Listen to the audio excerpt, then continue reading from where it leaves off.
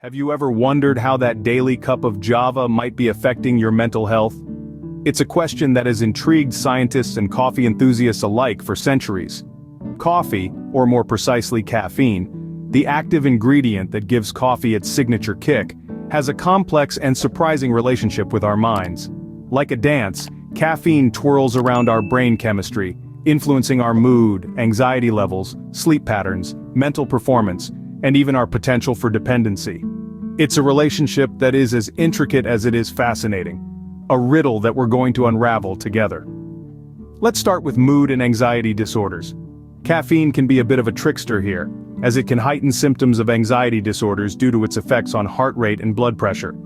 Some individuals with these disorders may find themselves more sensitive to caffeine, leading to decreased consumption. Yet caffeine intake is rarely assessed by psychiatrists, which could mean that caffeine-related issues are often overlooked. Then there's the realm of sleep disorders and insomnia.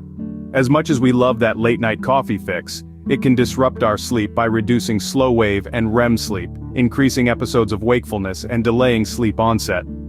Consuming high doses of caffeine, especially in the late evening, can exacerbate sleep problems. But it's not all gloomy. Caffeine can also enhance mental performance. Research indicates that it can improve vigilance, response times, and information processing. However, those who are used to high daily caffeine intake might not experience significant benefits, emphasizing the importance of moderation. What about the issue of caffeine withdrawal? Dependence on caffeine can lead to withdrawal symptoms such as headaches, fatigue, depression, and trouble concentrating when caffeine consumption is abruptly stopped. Some may use caffeine to avoid withdrawal symptoms, while others, especially children and adolescents, may not understand why they feel sluggish without it. So where does that leave us? It all boils down to moderation. If you enjoy caffeine and experience its benefits without adverse effects, a cup or two is perfectly fine. But if you don't feel the benefits or experience negative effects, it may not be worth the consumption. Ready to dive into the world of coffee in your mind? Buckle up. First off, let's explore how coffee can play a role in mood and anxiety disorders. You see, coffee, the beloved morning pick-me-up, can sometimes be a bit of a troublemaker. Its main active ingredient, caffeine, can exacerbate symptoms of anxiety disorders. It's like this. When you take a sip of that aromatic brew, caffeine makes its way into your system and starts to speed things up. It stimulates your central nervous system, increasing your heart rate and blood pressure. Now, for most of us, this might simply translate into feeling more awake or alert. But for those grappling with anxiety disorders, this speeding up can mimic the sensations of a panic attack, sending their anxiety levels soaring. Now, you might think that individuals with anxiety disorders would steer clear of coffee. And you'd be right. Research shows that these individuals may actually have an increased sensitivity to caffeine, leading them to consume less of it. Yet here comes the catch. Despite the potential link between caffeine and anxiety, caffeine intake is rarely assessed by psychiatric providers. So, imagine this. You're a patient with an anxiety disorder, and you're trying to manage your symptoms. You're doing everything right. Attending therapy, taking prescribed medications, but unbeknownst to you, your daily coffee ritual might be throwing a wrench in your recovery. And because your psychiatrist doesn't ask about your caffeine intake, this potential issue goes unnoticed. So yes, coffee can be a double-edged sword. On one hand, it's a source of comfort, a ritual, a little pleasure in the everyday. On the other, it could potentially amplify anxiety symptoms in those already vulnerable. This is not to demonize coffee or to scare anyone off their caffeine habit.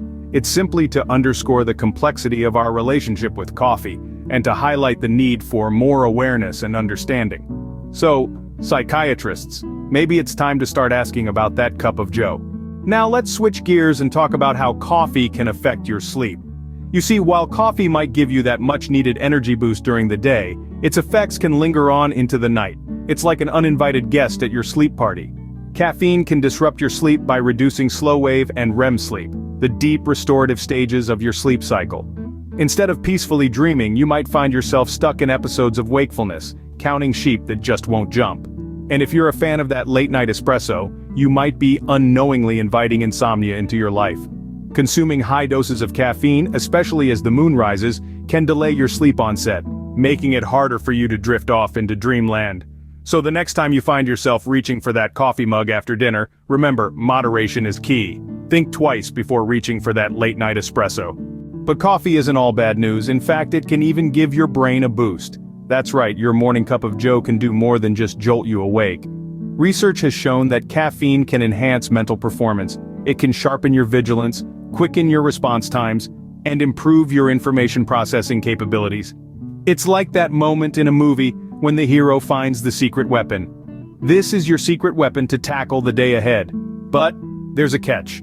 If you're someone who consumes caffeine like it's going out of style, you may not notice these benefits as much.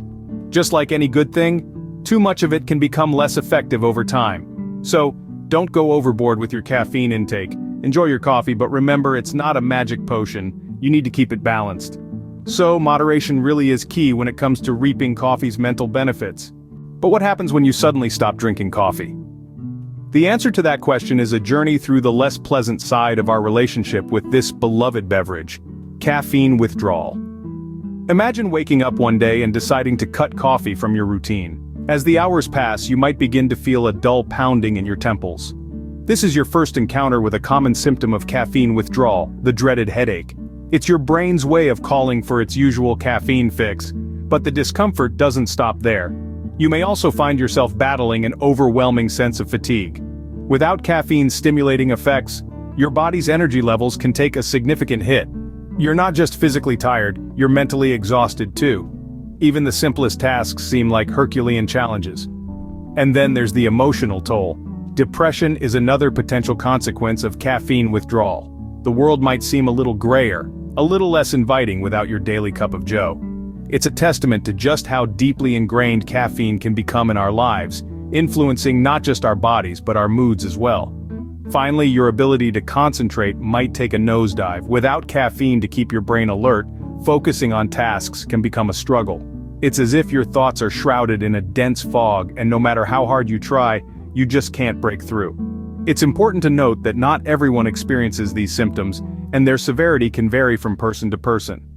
For some, the withdrawal symptoms can be so mild, they're barely noticeable. For others, they can be intense enough to disrupt daily life. What's more, some people may continue consuming caffeine simply to avoid these withdrawal symptoms. On the flip side, especially in children and adolescents, they may not understand why they feel sluggish or irritable without their usual caffeine fix. So, what's the takeaway here? Well, it's simple. Being mindful of your coffee consumption can help avoid these withdrawal woes. So, what's the bottom line here? Well, it's all about moderation and personal experience. Coffee, with its active ingredient caffeine, can be a double-edged sword. On one hand, it can enhance mental performance, boosting vigilance, response times, and information processing. On the other, it can exacerbate symptoms of anxiety disorders and disrupt sleep, especially when consumed in high doses or late in the day. And let's not forget the potential for caffeine withdrawal, which can lead to symptoms like headaches, fatigue, depression, and trouble concentrating. So, if you're someone who enjoys a cup of joe and reaps its benefits without any adverse effects, feel free to savor that cup or two. But if you're not feeling the benefits or experiencing negative effects, it might be time to reassess your consumption. Remember, when it comes to coffee and your mental health, it's all about understanding your own body and maintaining a balance. And there you have it, the surprising link between coffee and your mental health. It's a complex relationship, isn't it? On one hand, we've seen how caffeine can exacerbate anxiety symptoms and disrupt sleep. Yet it also can enhance mental performance, boosting vigilance and response times. But remember, these effects aren't universal. Our individual sensitivities to caffeine can vary greatly, and that's okay. The key takeaway here is moderation. A cup or two of coffee for those who enjoy it and experience its benefits without adverse effects is just fine. But if you're not feeling the benefits, or worse, experiencing negative effects, it might not be worth the sip. It's all about listening to your body and finding what works best for you. Enjoyed the video? Don't forget to like, comment, and share this video with others. And for more insightful content, remember to subscribe to our channel. Until next time.